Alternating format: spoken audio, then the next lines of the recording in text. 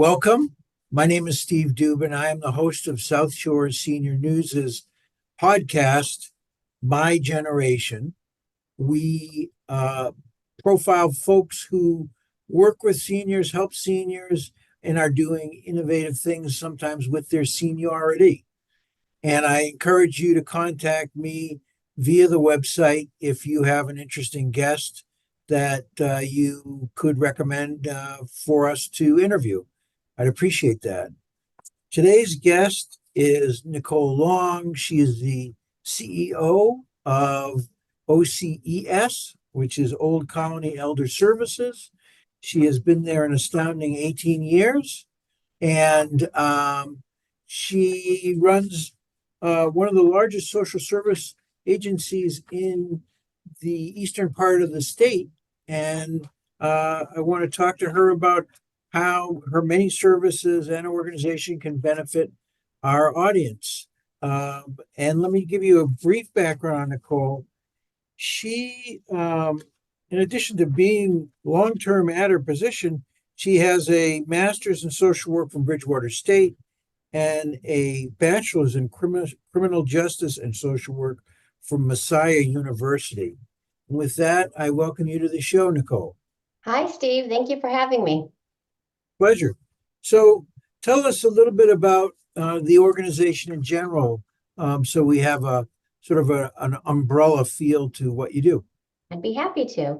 So OCES, or Old Colony Elder Services, we are a local nonprofit corporation that serves Greater Plymouth County. So we serve Avon, Stoughton, and Easton, all the way down to Wareham. So it's quite a large service area. We serve over 25,000 people last year alone. And, we serve people of all ages. Some of our programs do have some specific age criteria, but we really work with all ages, all populations, and provide a lot of support through in-home supportive services. But we also provide a lot of education, training, wellness programs, and I'm really happy to say we also are now offering some behavioral health programs. A lot of people know us for our Meals on Wheels program that we offer to homebound individuals, where we have volunteers deliver a daily meal to people who otherwise wouldn't see people and who, might not have wholesome meals available to them. So truly, it's a wide variety of support to a lot of people, and we're constantly looking for organizations in the community to partner with to diversify programs and our offerings. Okay, great. And many people don't know the size of your organization in terms of employees. How many people? Yeah, we have over 250 employees. Our headquarters is in Brockton, but we actually have an office in Plymouth as well that's open to the public over on South Meadow Road, 204 South Meadow Road, right by the airport. So a lot of people don't know that, but yeah, 250 staff. We are always recruiting, and we've been really fortunate to create some new positions to really meet the needs of our community, which I'm really proud of. Great. Okay. And so maybe the best way to describe the many things you do is by sharing some of the milestones of your organization. Yeah, so as I said, a lot of people think about the in-home supports that we provide, like homemaking services, personal care, home health aid services, things of that nature. But we've really done a lot to partner with the community and to respond to the needs of the people in our area. So over the years, we have created very successful relationships with local colleges and universities. We have a very strong internship program with Bridgewater State University, for example. So we always have interns that we work with, which is exciting. We also have worked very hard to understand and work with individuals who are dealing with hoarding and cluttering issues. And so we actually, through our Protective Services Department, coordinate a hoarding task force, which consists of a variety of professionals that are also dealing with individuals who are trying to overcome hoarding and cluttering tendencies.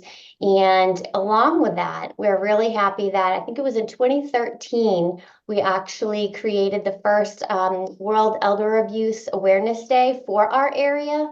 And this is something we do annually where we host a march in Brockton and a march in Plymouth in the month of June to really raise awareness of elder abuse and that it does exist. And if somebody sees something that's concerning, to please let us know.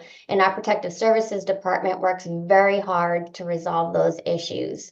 And then last but not least, because there are a lot of accomplishments, last year we were able to obtain a grant through the Massachusetts Councils on Aging to create an elder mental health outreach team, or MHOT for short, which allows our licensed social work staff to go into people's homes to provide one-on-one counseling to individuals who are in need. So that's just a few of the many accomplishments that I'm really, really proud of. Okay. And I know that COVID and potentially what we might consider post-COVID, although it's hard to tell sometimes, um, had a big isolating effect on people in general, seniors in particular. They're a highly vulnerable population. Um, how did Old Colony respond to COVID and now, sort of the tail of COVID? Yeah, I think we responded in many ways. I mean, for one thing, we were very fortunate to be able to transition our staff from in office to a remote and hybrid workforce, which was a huge asset because we were able to continue responding to people's needs, putting in services and things of that nature. The behavioral health and the wellness needs absolutely were exacerbated by COVID and by isolation. We saw this through an increase in protective service referrals, which we're still seeing. And we also saw, an increase in the number of people who once had services decide to cancel services and really isolate. And so with that, we really started to work with staff and interns to see how we could reach out and meet their needs, which really put us in a position to respond and pursue grants such as the MHOT grant. And like I said, last year, we were really able to implement our MHOT team, and we have clinicians. Right now, we have a full-time clinician, two full-time clinicians that are going into people's homes to provide one-on-one counseling and work with the community-based organizations that provide traditional counseling. So we try to really work with people to stabilize the crisis, find out what the immediate need is, and work with them to support their confidence and ability to eventually get out and receive traditional behavioral health challenges. And it's been wonderful. We've served over 75 people just in the last year through that one program. And those are people who are isolated. They're not able to get out of their homes. So without this in-home assessment ability, they would, they would still be isolated. Sure. So. Okay. Well, thank you. I think that that's an ongoing challenge, obviously. And what about congratulations on your 50th anniversary? Tell us a little bit about, what you're doing to recognize that. Yeah, we're really excited. 50 years, it's a big number. As I said, we started back in 1974. I've been here for a long time, but I wasn't here then. And really, our services have evolved so much over the course of time, which is wonderful. And this year, for our 50th, we really want to celebrate staff as well as our community partners and all that we're doing together, and for those that we serve. So we are going to have a celebration luncheon, which we're really excited for. We're still working on a speaker and an agenda for that. But with that, it's going to be a fundraiser. So we're taking on it. We've given ourselves a big challenge. We'd like to raise $50,000 for our 50th year of service. And all of the proceeds that are raised are going to go directly back into our behavioral health and wellness programs. We really hope to either expand our clinical team, but we also want to work with other organizations to offer more wellness groups and programming, whether it's a support group or a day of respite for caregivers that are working or dealing with people who have some behavioral health challenges. Overall, we just really want to give back and support these individuals, whether it's behavioral health or substance misuse, whatever the case may be. We want to do more. The need is huge, and we really would like to respond to that. So we're going to have a celebration and a fundraiser. And also, as I said, we want to celebrate those that we work with. So we've created a nomination process, Steve, where people can nominate either a worker, whether it's a home health worker, or maybe it's a colleague that they feel is really making an impact on their community. We want to know. So we have a nomination form that people can fill out and submit right to us, and all nominations will be vetted, and then the winners will be invited to our celebration, and we have a nice surprise for them. Okay, great. And so, I guess, why is it so important to raise funds for behavioral health and wellness programs? Is that the sort of the critical crossroad for seniors?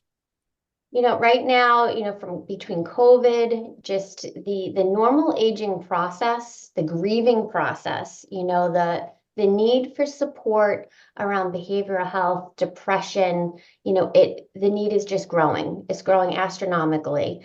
The rates, in some instances, are doubling in terms of the number of people that are dealing with depression, just in our area alone, when you look at census data.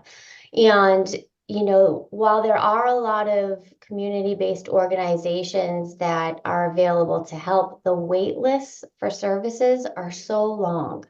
The need for clinicians is outstanding. And again, where we have staff that are able to go into the homes, we feel it's a huge asset to be able to offer that. And we're identifying a lot of isolated people that wouldn't otherwise be known to the community.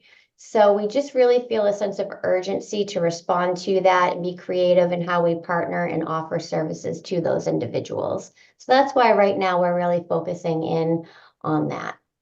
Okay. And can you tell me a little bit about how that process works of having elder mental health outreach team come into your home? How does the process begin and flow? Yeah, it's the same way that a person would access any of our services. So this information is applicable to all of OCES programming. People really have two options. One option is if somebody has a question about any type of service that they may be eligible for, they can always call our information and referral phone number. It's our initial entry point. So they would call 508-584-1561 and ask to speak with an information and referral specialist. At that point, the specialist will gather information and identify which program that the person may be best suited for. And it really falls on our staff to make sure we're helping you figure out, what's needed, because we know you don't know what you don't know. So we want people to call just to find out what is even possible. So in this instance, they could say, that they want behavioral health services or they want some counseling, and they would get matched to the MHOP program. And the specialist will go through a series of questions to get that initial referral in process. So we do all of that work. The person just needs to make a phone call. And a caregiver or a loved one, family, friend, anyone can call and make a referral for somebody else. So it could be a self-referral, but you can do it for a friend or family member. Okay. And then the other option would be to do it online. So if somebody has access to an internet, they could go to our homepage, ocesma.org. And right on that initial page, there is a link for the online referral form. And you can just fill out as much information as possible, and it will automatically be submitted to our INR department. Great. Okay. Well, I think you've given me the update that I was hoping to get. Um, and I'd like to give you another chance as we're wrapping up here to suggest the best ways to reach your organization if people have questions or concerns. Yeah. Again, they can either give us a call, 508-584-1561, or they can visit us online at www.ocesma.org. There's our email addresses on our website as well, and we do respond to our emails, and we can also be found on Facebook. So any one of those ways is great. We are here. We have an open door policy. We're around just to talk through a scenario, whether it's for you, somebody else, or you're with an organization that, maybe we could partner. Let us know, and we're happy to talk with you. All right, Nicole, thank you so much for your time and your insight. I appreciate you joining us today. Thank you, Steve, for having me. It was great. Great to see you. Take care. Bye-bye. Bye.